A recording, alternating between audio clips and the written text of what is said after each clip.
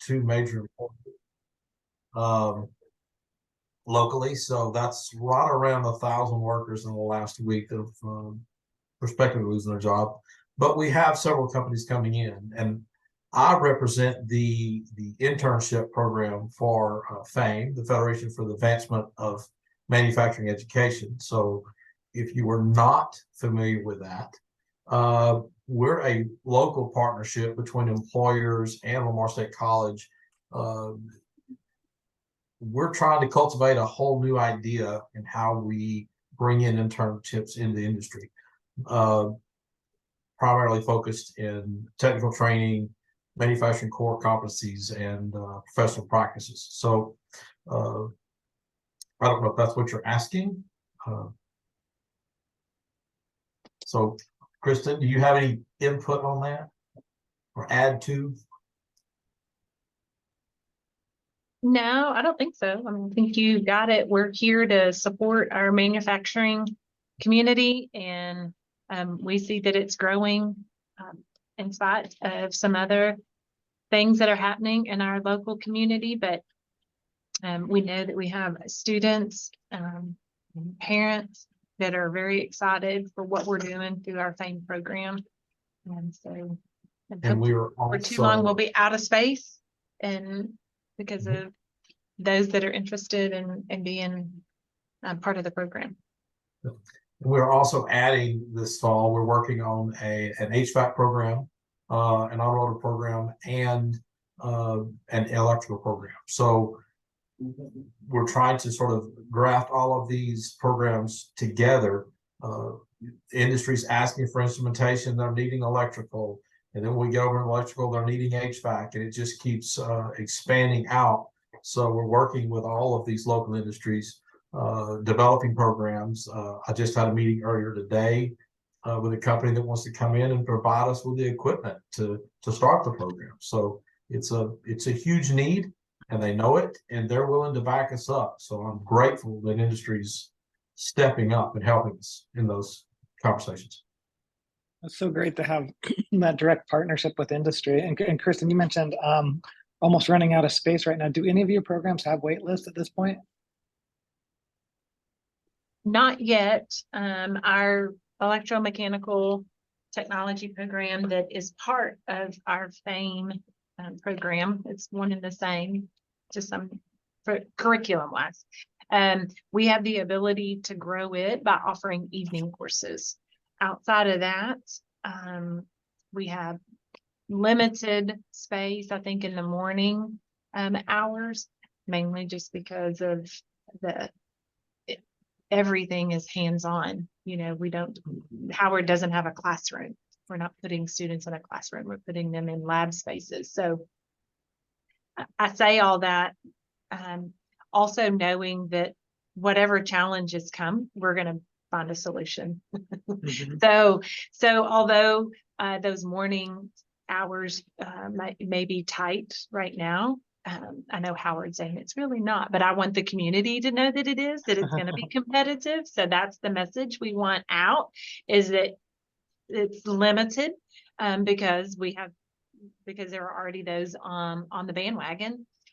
But, you know, we could do something in the evening. He would have to schedule things, rotation of people, you know, just like you run a manufacturing facility. You have shifts, you have different things going on, which would feel and look very different than a way college's courses are scheduled now, right? But so we have solutions, but we want the community to know that, yeah, it's limited outside of maybe an evening program where students could register for evening classes. And as far as running out of space, yeah, that's if you're running a successful program, you're always going to have issues with space. I think the uniqueness of our program is that all of our FAME students that come in are pre-employed. So we do recruiting from October all the way through to February, and then in March we take these high school seniors and we offer them jobs. And so they come in when they graduate high school the next month, they're working their career. And so in the fall, they come back to me, they spend 2 full days a week, 2 8-hour days So 16 hours a week, they're on campus with hands-on training.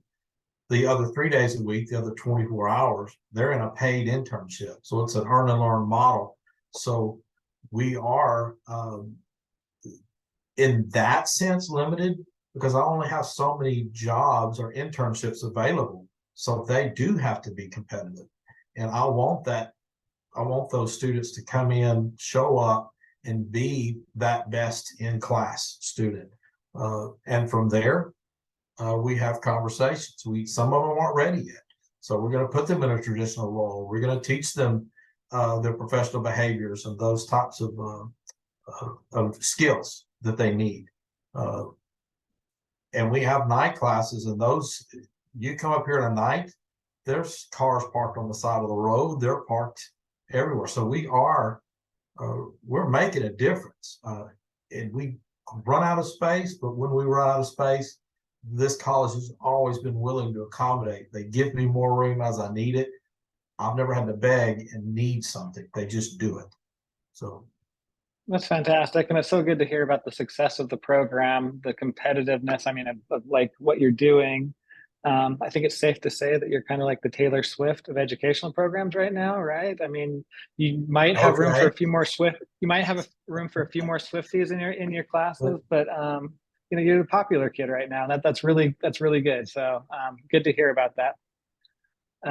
Paul, I wanted to give you a chance to give an update from your perspective as well on kind of the industry and where you see things. And you're on mute right now. I was on mute. Yeah. It was a very topical reference, Dan. I applaud you for that. So, like most industry leaders, we've seen it become very competitive recently. There's no shortage of companies coming to our area. Specifically, we see them every day. We are the power provider, so you know they have to come through us in order to get electricity. So you know we know who's coming. We know when their timelines are and when they're looking to be energized and up and running. So I know there are going to be thousands and thousands of jobs in this area in the coming years. But apart from that, you know, we still want to recruit the best of the best here as well. One thing that we've done recently is to partner with our local colleges like Lamar Institute of Technology to create a distribution designer program. Our distribution designers are the folks that meet with brand new accounts to make sure we can fulfill their power needs.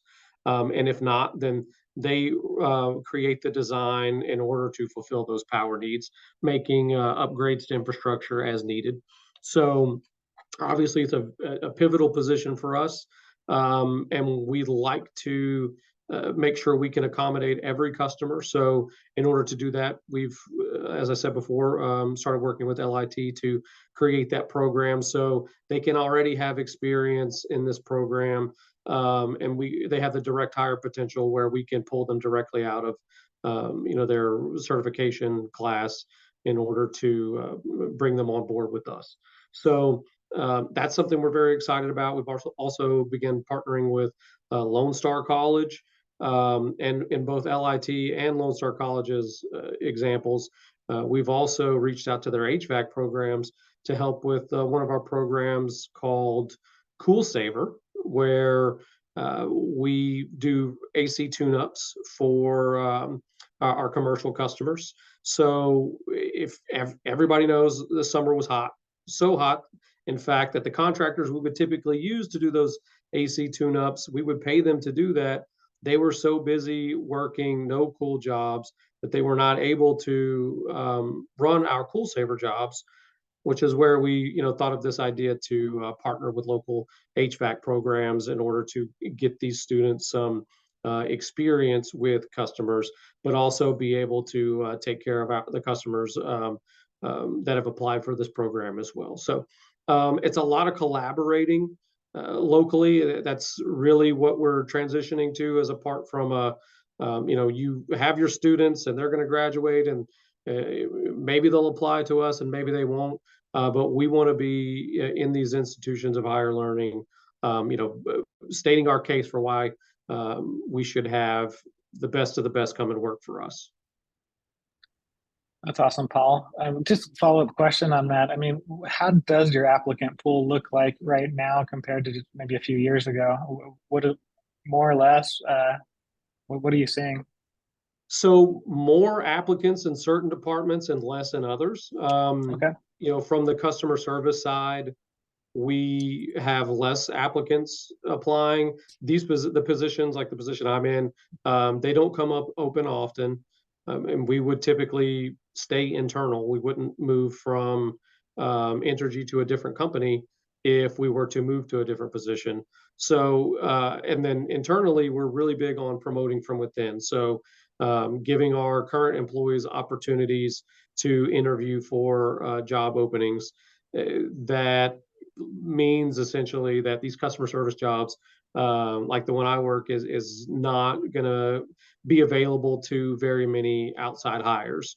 So we get fewer outside hires for roles like this. But then in other roles like engineering and design, and our delivery distribution groups, those are almost exclusively outside hires that we use for those. That being said, I am an outside hire. I just started last year with Entergy, and I did come from a company other than Entergy. Are you from the area though? You're from Southeast I Texas? grew up in Orange, so Okay. shout out to Lamar State College Orange. Matter Nice. of fact, I believe I got 15 credit hours when I was in high school taking AP classes. So I can at least say a part of my degree was thanks to Lamar State College Orange. So shout out to them. Awesome. Cool. Well, appreciate everyone, Howard, Paul, Kristen, for giving us some updates on what you're seeing in your neck of the woods as far as manufacturing industry and some of the conversation that we're going to be jumping into today. So let me reshare my screen here, and we'll kind of proceed on with the conversation. And it really is going to be a conversation. We've got, we can utilize the chat. You can unmute yourself. But we just kind of want to talk openly. I mean, this is a smaller group of people that are participating in this Zoom, and so lots of good opportunities to kind of share your thoughts as far as the future of manufacturing in the area and how we can improve some of the programming through the job centers in order to meet the needs of industry. So just a little bit of background on me. I do have my own consulting business. I've previously been the director of workforce programs essentially for the state of Nebraska, also the director for the Equal Opportunity Commission here. My background has been a lot of workforce development. I do have a law degree and a few other credentials there as well. There's info on how to catch up with me and connect with me on LinkedIn.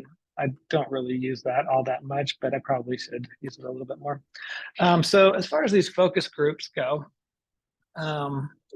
this is the third different group that we've had this month, and so on the 10th of October we did one with a large number of healthcare participants. Last week we had a really big number of education folks, everybody from higher ed to secondary ed, talking about career pathways and focusing in a lot on those youth career pathways and how to really promote industry along the way and provide students with experiences.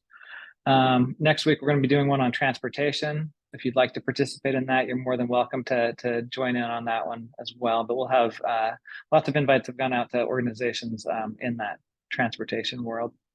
We've got these meetings set up basically for 60 minutes. Good conversation time, just talk through some topics that are prevalent within industry. And so we've purposely limited the number of individuals invited to really kind of get some good feedback on what you're seeing and what's happening in your world. Additionally, there will be some survey questions that come out kind of as some follow-up to these sessions. There will be a report to the board, and I can show you what that looks like here in just a second as well. And so this isn't the first time that we've done these industry listening sessions. We did a number in 2021 as part of the original development of the 4-year strategic plan for Workforce Solutions Southeast Texas. did 7 different sessions in 2021, 4 more in 2022. The data from those sessions, basically what it turns into is a report for the workforce board, for the job centers, to look at the way that and the needs that industry has right now. And so this is some pictures from one of the reports that I provided to them. There was also individual reports based off of industry. This was just kind of the all-encompassing report hitting a lot of different industries. And so you can see I did kind of a comparative analysis of current hiring needs by whether the organization was considered participating from the education perspective, healthcare, manufacturing, or transportation, the employee retention needs, as well as familiarity with the workforce system. And so as we collect this data, I will be reporting out both qualitative and quantitative data to the workforce board based off of the feedback that I get from you, as well as the surveys that'll come out afterwards. So as we're talking about today's conversation, it's really kind of divided into 2 different things: promoting career pathways within manufacturing, and then the hiring and retention of employees. And so we're going to actually start on the second bullet point with hiring and retention of employees to kind of see where everybody's at right now. And if you're an educational provider, I know a lot of these questions are written in a format where, it's more of like, focused on the employer side of things. But if you're an educational provider, you're working with students, you're working with businesses. So from your point of view, looking at like this first one, for example, what are the top pain points in hiring individuals right now? I'm not necessarily asking you as an educational provider, what are your top hiring pain points, but of the businesses you're talking to, of the businesses in manufacturing, what are you hearing from them? And so let's just start with that. What are the top pain points right now in manufacturing, in hiring individuals? Now, feel free to unmute yourself. Feel free to put some of the information in the chat. Just list an item or 2 in the chat if you'd prefer. But what would people answer to that question? The largest majority of the people that I'm talking to right now, it circles back around the professional skills, personal behaviors, soft skills. They don't have a problem training a student that's willing to learn, but it's getting a student from a high school that can interview, that can write a resume, that can speak intelligently, even though that just from the students that we have come through our program, none of them interviewed well, none of them could write resumes, but they're all outstanding workers. And so it's just getting past that, who do I pick? You can have 2,000 people lined up to interview, but they just can't sell themselves in such a way that you want to hire them. So Howard, with that, have you built components into your programming there to kind of, help build up some of those skills, or what? Yes, sir. How do you, Two-thirds of our program, a full 2/3 of our program are all manufacturing core competencies and professional behavior skills. We teach them how to do safety circles. We teach them how to talk. And as a group, I give them writing assignments. They get 2 assignments per semester, but they have to write what they see in the workplace. And I put them in front of industry people. Our industry partners come in twice a month, and they talk with them. I put them in front of different situations twice a week that force them to rethink. Not, I'm just a kid here trying to get a job. It's, you are now a professional. You are now the industry expert for your field. You come into my classroom, you bring that expertise from your workplace to the classroom. You tell us what you learned, and then we banter that back and forth in such a way that they are stronger because of it. And I also do that at the high schools. So yeah. and Paul just put something in the chat too, asking about, some of these industry partners that are participating in this event today as hiring managers. Paul, what were you thinking when kind of you put that question into the chat? Where's your brain going? Yeah, so having been the hiring manager for previous companies in the past and conducted thousands of interviews, some interviews can be tough. Most applicants don't prepare for the interview. So, what do we mean by prepare for the interview? A really easy thing to do is have questions to ask. Most applicants don't ask questions to the employer that they're interviewing with. What should those questions be? What do you like about the job? Why would you want to work for that company? Easy questions that they could ask that could help engage the folks on the interview panel to really look at them as beyond someone who's just there to take orders, that can think outside of the box and make good decisions for the company itself. So prepping for the interview is pretty key. So as you're saying that you're bringing in industry partners, you're putting these young students in front of industry partners every semester, then are those individuals actually hiring managers? Because I know like our field guys may not be interviewing them or be thinking about it from a perspective of how are they going to do in an interview, and instead just kind of focusing on like, here's what the job would be, and here's how you would do it well.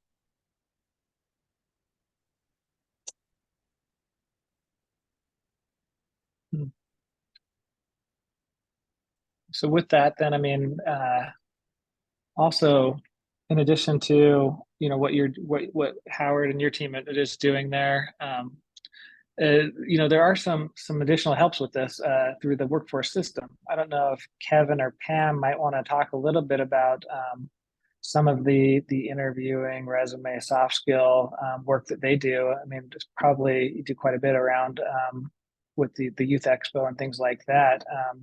But there may be some opportunities too for more collaboration, better partnerships with the job centers. I don't know, Kevin or Pam, you want to talk a little bit about some of the soft skill development or resume workshops or things like that you all do? Yeah, we actually have education outreach specialist, Austin Brinkley, who visits the schools in Southeast Texas on a regular basis. He does resume workshops with the students. He also does presentations on soft skills with them and activities related to soft skills, building soft skills. For our Youth Expo, we have a mock interview booth that's run by the Beaumont Chamber. They come in and do a really good job with that. They do it. Actually, Anna Paretta's been involved in that. She's now with LIT, but she's been involved with that. They actually do it in English and Spanish. Pam, you got anything to add to that? I do when you get a chance. Go ahead. Yeah. Stan, actually, Pam and Kevin meet with me twice a month. So we're already kind of neck deep in this already. So Nice. I didn't know if you knew that or not, but we have a bi-monthly meeting that we meet an hour and a half discussing these issues. So yeah, we're very proactive in this conversation, because it's not just a local need. This is across the United States. So Absolutely. it's not a new conversation. We're just trying to tackle it in a different way locally. Mm-hmm. Are there any other different answers to this pain point question? Is anybody struggling with just either number of applicants that are coming in, or maybe it's the technical skills or the credentials right now more so than the soft skills? Or is it mostly the soft skill?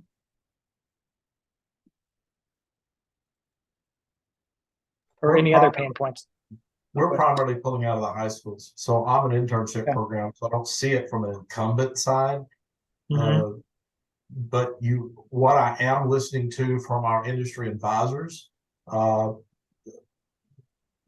their issue is it may be, and if I'm going to use instrumentation for an example, they're really good. They can say, I found instrumentation people.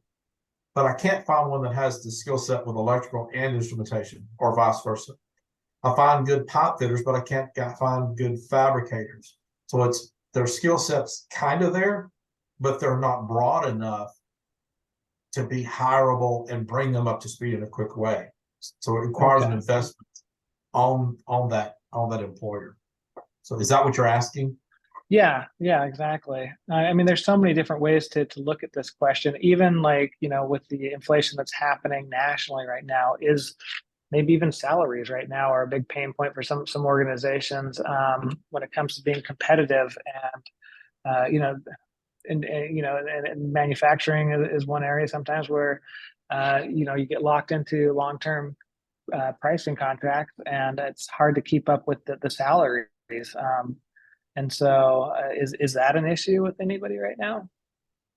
So for us, just kind of piggyback on what Howard was saying, Mhm. for our entry level and, foot in the door positions, we offer on the job training. So having a lot of experience is not necessarily a detractor for us, because we would almost prefer to train them in the way we like it done, and then take ideas Exactly. from them to say like, hey, maybe this could be done better if we did it this way, and we evaluate, as we go through those. But from like a pay standpoint, for instance, uh, cost of living's gone up for sure. We do annual COLA increases for all of our employees across the board. But while we've always had competitive starting pay, the top out pay after a few years has not been as competitive. So what we found is we'll often, take people with very little experience, train them how to do the job phenomenally, and then they end up topping out their pay within a few years. But because now they have that experience with us, they are then able to leverage that with contractors or other vendors and make more money. So we've raised the ceiling for almost all of our positions in order to remain competitive with our experienced employees that we want to keep on board until they retire. Mhm. That makes sense. That's a perfect strategy to do that. Um, let's move on to that second question here. This one's always a fun one. Has your organization or the organizations that you work with, the employers that you work with, tried to increase the talent pool by either reevaluating minimum job qualifications for specific jobs, or changing policies related to background checks, whether that's drug testing or anything else? Is that something that's happening right now? Are people reevaluating some of those things to add to the applicant pool? What are you all seeing? Yes, sir. We have one company that one of our employer partners that I have a few interns with. They are as of late doing the second chance or whatever the program's called, Mm-hmm. or they're coming right out of the prison systems, and these guys are phenomenal. They're enjoying these guys. They're hiring them. They can't get quick cars. They can't go out in the field, but they can work them in a shop setting. They show up. They work for a little bit less money than you normally would think that it takes to hire someone, and they stay, and they're very loyal people. So they're having great success with that particular topic. So And I'm hearing that a lot because I mean, I work with organizations all over the place, and it's similar. The feedback, it's like the more we open ourselves up to working with individuals who may have criminal background histories. The more that we're seeing people taking a chance on those individuals, they're higher likelihood to stick around a lot longer than other new hires. And so I think that's just good. Anybody else looking at or hearing about organizations that might be, even changing up credential requirements, bachelor's degree requirements, whatever it might be, associate degree requirements for specific jobs in order to get a more competitive talent pool? So we have replaced degree requirements with years of experience requirements. Mhm. So, you know, in lieu of a bachelor's, if you have 4 years of experience in this field, then that can be accepted instead of a bachelor's degree. Or, you know, if a master's degree is required, then 8 years of experience could suffice for a master's degree. In order to get some of those people that we were talking about before, which are very capable people, maybe they just didn't get their degree, but they can do this job and they can do it really well. Mhm. Absolutely. Anybody else want to weigh in on either of these two topics, pain points or changes in job description, job qualification requirements, any of that before we move on to the next conversation topic? Yeah, this is Claire Jackson with Motiva. We're one of the petrochemical facilities here in Southeast Texas. Mhm. On the pain points, you don't think about it in manufacturing, but aside from general operators, a lot of the degrees and jobs that we hire for, they want flexible work schedules. And that is something, typically we're union run facilities and have a lot of that kind of old school mentality. And that's been a pain point in trying to hire younger generations because of the mental shift that will have to occur in our industry. But we're 24/7, 365 organization. And so we do have roles that, are hourly and do work 12-hour shifts depending on the work. So that's been something that's been a challenge for this in manufacturing as a whole. That's a great Yeah. point, Claire. Yeah, that's a very good point. Well, we've also adjusted our work scheduling post-COVID to be more appealing to not only current employees, but also prospective employees. So depending on the division that our employees are in, they either work a hybrid schedule, Monday work from home, Tuesday, Wednesday, Thursday in the office, Friday work from home, and every other Friday off or something like that. So, something to that Mhm. effect. Yeah. And Claire, with your organization, is anybody able to work that kind of hybrid or remote schedule? Yeah, so if you're a headquarters employee, report to our corporate office, that is option. It just kind of depends on, and Motiva uniquely, I'm not sure how some of the other facilities run theirs. Like we do offer an every other Friday off and have for many, many years. And so it really just, the way our company has decided to handle it is it's who your executive member and what they choose. Um, and that's kind of how it works. But there are some groups that might be in finance, which is a role that could, kind of work remote. But depending on your reporting level, you are expected to be in the plant still every day on your days to work. So it's kind of it's a mix, but we are, like many others, trying different things to see what works and maybe what helps. And so there's not one policy across the board for Motiva. That kind of brings up the question too, and actually I was going to move on to the next slide, but one more follow-up question on this. Because the flexibility, the remote work, it kind of turns into almost a benefit for the employee. Like, I mean, it's something that people look for in their benefits package now. Are there any other types of incentives, benefits that are new, that are emerging, that you're embracing? I know here with some manufacturers starting to adopt more childcare on site or paid childcare off site type of things. Anything happening that you're doing differently from a benefits and incentives side of things than you've done in the past?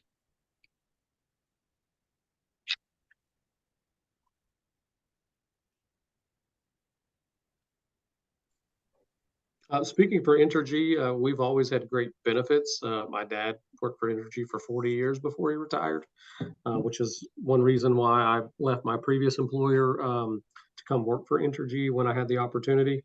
So the benefits have always been great, very inexpensive to the employee, but have a huge amount of coverage. So from medical, dental, vision perspective, great benefits there. One thing we have done is just continue to increase our performance bonus percentages from our annual performance bonus perspective, and then also begin to include more opportunities to kind of grow an Entergy family with, out of work meetings and get-togethers and some, non-work but fun environments for us to interact with one another that may or may not be actually at the workplace.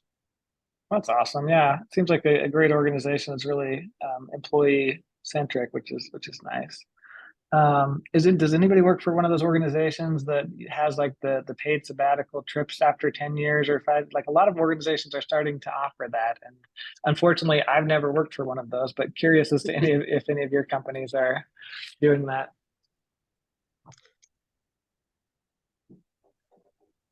All right. Well, I guess that makes all of us. None of us have worked for an organization that does that, but there's a few that out there that do that. So other topics here that I wanted to get into, and I asked this a little bit before, but have any local economic conditions, including inflation, unemployment rates, affected hiring and retention? I mean, is that something that's hitting anybody hard right now?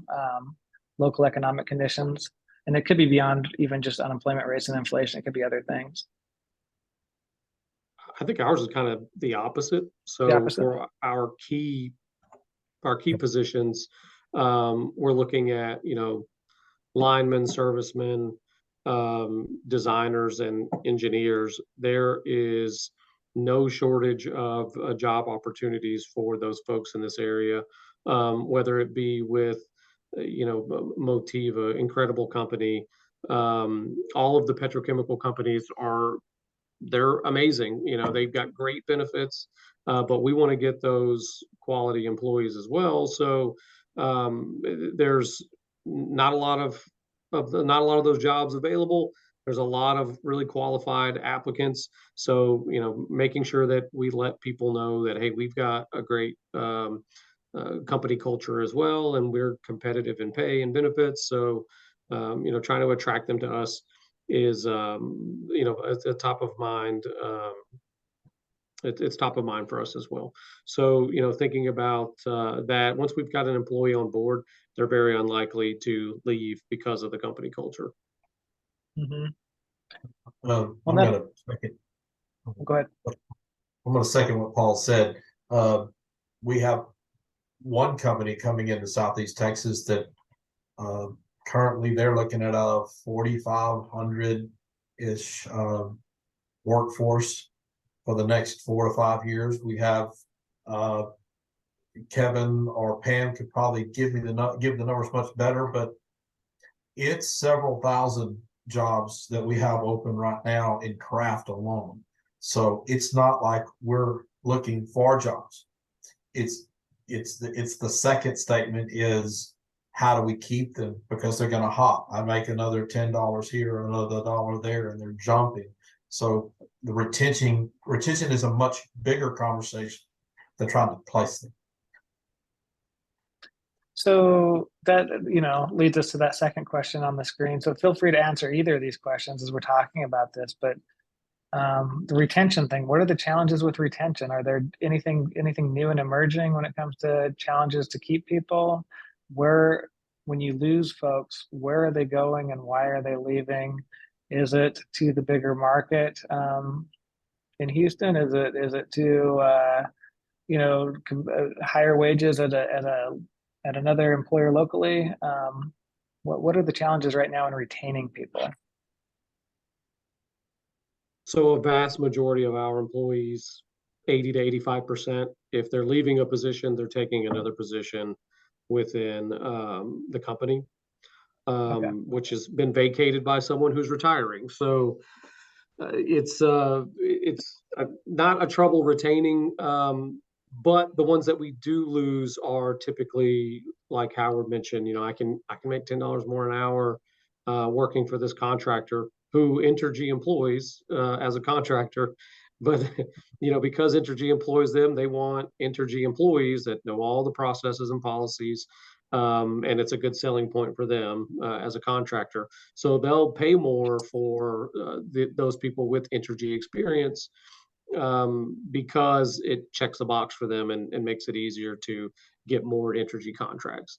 And then, yeah, they'll make $10 more an hour, $15 more an hour, whatever the case may be. But that's where we typically see the loss in employees. Yeah, Claire, did you have? Oh, I would say that if we do lose an employee, it's they're leaving for upward mobility. Because we do have a huge facility and huge workforce. A lot of people stay in the job for a long time. So we've seen younger professionals moving to have more mobility in their career. And they are moving for not much higher wage to some of these new facilities from building from the grassroots. So we're seeing some of that. But also when we have a job posted, we still have hundreds and hundreds of applicants, if not thousands, depending on the role. So we still know that it is desirable, but some of the younger people look for that mobility opportunity. mhm. And then on the local economic conditions, I think I'm happy to be in but 2 of your sessions. That question for us is answered through education. And I think one of my aha moments in the meeting last time on education was more education for the parents and the people supporting the youth in the system. What are some of the names of degrees that they should be seeking? What's out there? Because process operator is a household name now, which is great, but we need to share that there's other degrees to get with that are in high demand as well. So I think for both of those, it would kind of fall back to some of the things we learned in the education section. That would help because we do have a low socioeconomic status here in Port Arthur for a lot of our local community. And so really just help educating them on how to get a good job and what career path is available. I second makes that, sense. Claire. You said that so perfect. I think that's, if we talk about anything, if we had our wishing well, that's what we would go fish for, is so that our students, that not everybody walks on campus wanting to be a process operator. One, because not everybody's cut out to be a process operator, but two, there's so many other jobs, great, lucrative, provide for your family, keep you here locally, jobs that we should be preparing students for. But being in the classroom myself, it's amazing how many are not even open to that conversation because grandpa was, dad was, brothers, sisters, everybody, was at some point. And so that's our number one wish as well, Claire. And We Claire have and Kristen, we had a really cool brainstorm in the education session, and Pam and Kevin heard about it, but something to add to the Youth Career Expo that would help educate parents on what their students are seeing during that event. So I was really excited about that. yeah, that was a good conversation. And thank you for leading us to this next set of slides, Claire and Kristen. We're going to talk a little bit about pathways and career pathways. And so kind of, if like everybody could put this in the chat, the second question there, like just throw this out there. But if you could name like one skill that helps you or that helps your new employees succeed the most in their careers, what would it be? So just think about that for a second, put it in the chat. But if there's like one skill set, whatever, one skill that helps your employees be successful, what would it be? And so if you wouldn't mind putting that in the chat as we think about this other question, and that is kind of what new and emerging partnerships locally are happening between education, workforce, and other community organizations that are helping to build that talent pipeline directly with businesses. So are there things that we want to highlight that are emerging, that are happening, that are cool things that we can talk about and learn from?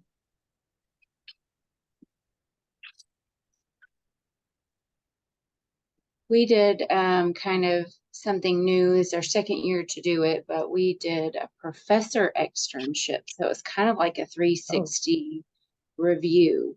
and the professors from our local college or our university this time came out and got to shadow recent graduates. And the conversation was about what did you learn at Lamar, and what did you wish you spent more time doing?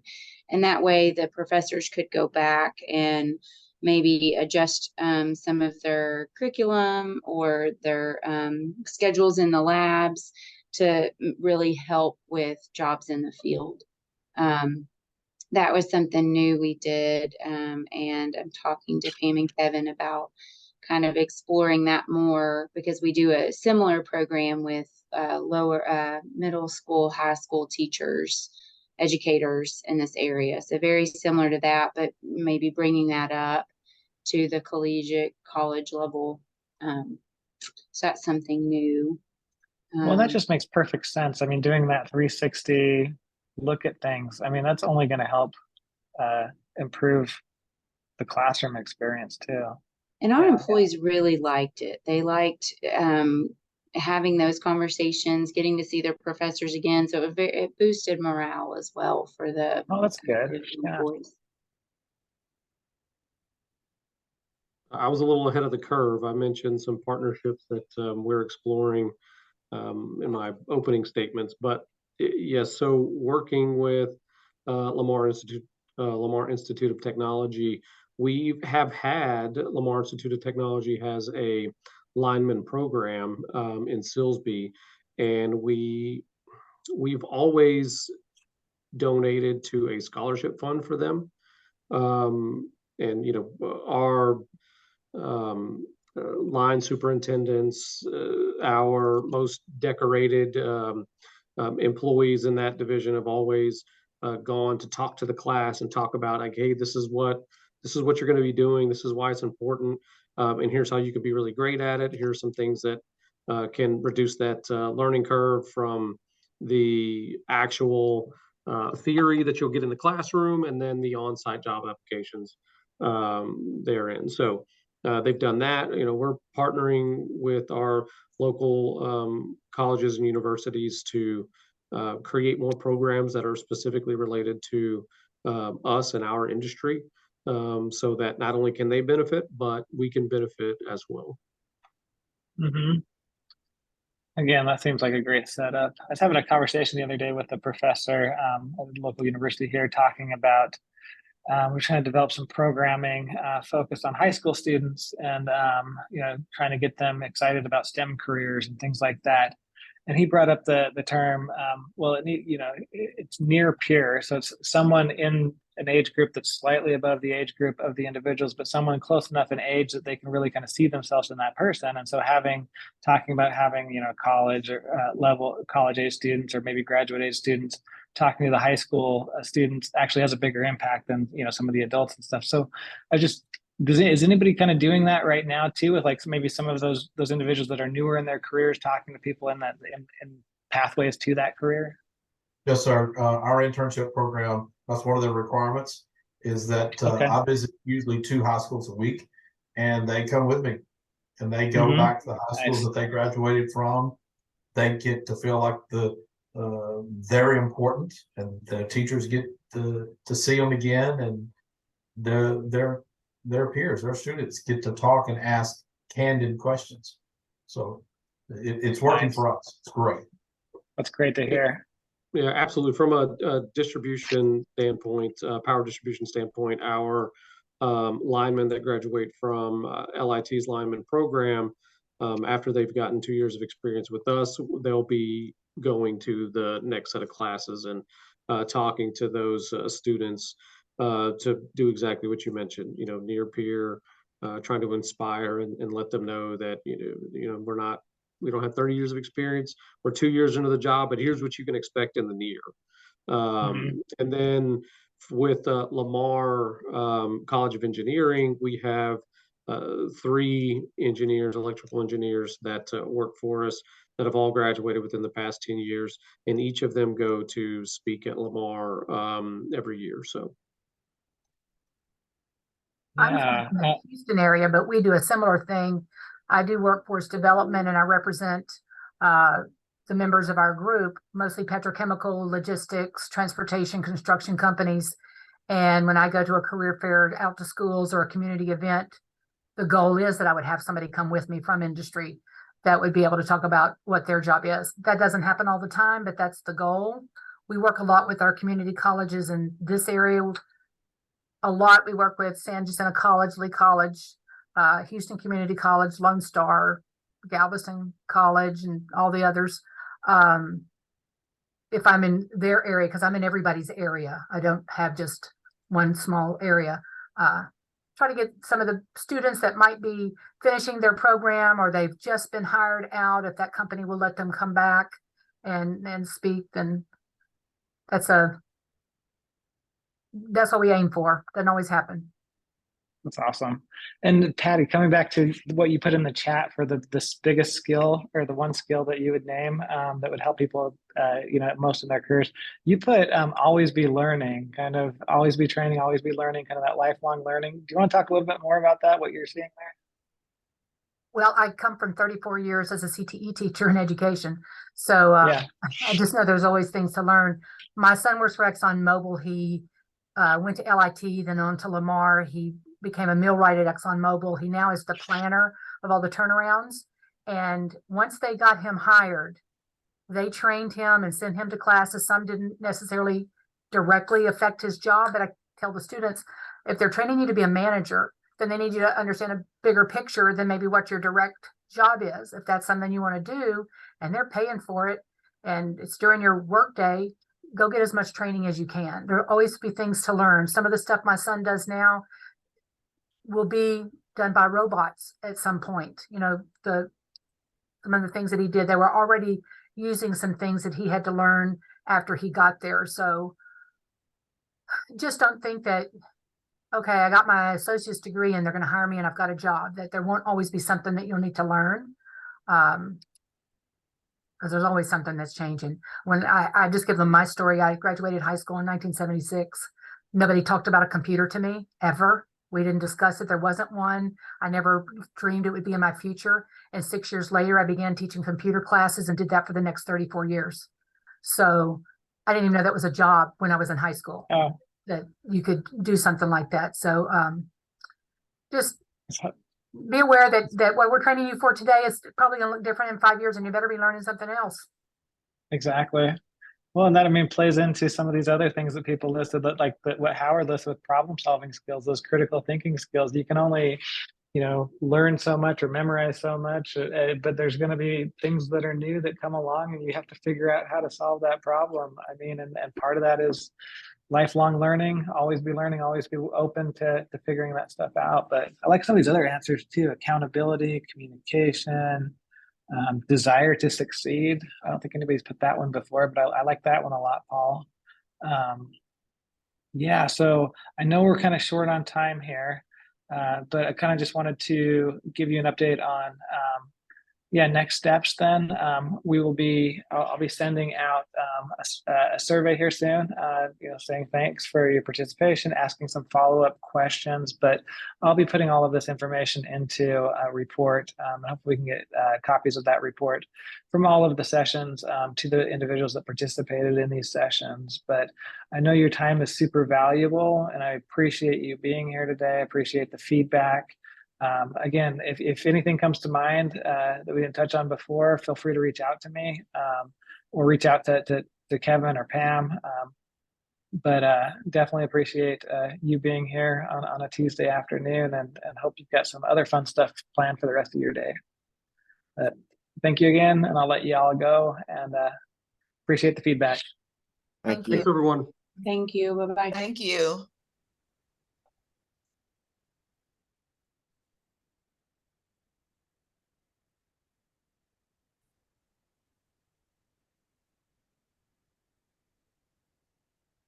All right, Stan, we'll follow up with you. Okay, Thanks, sounds good. Dan.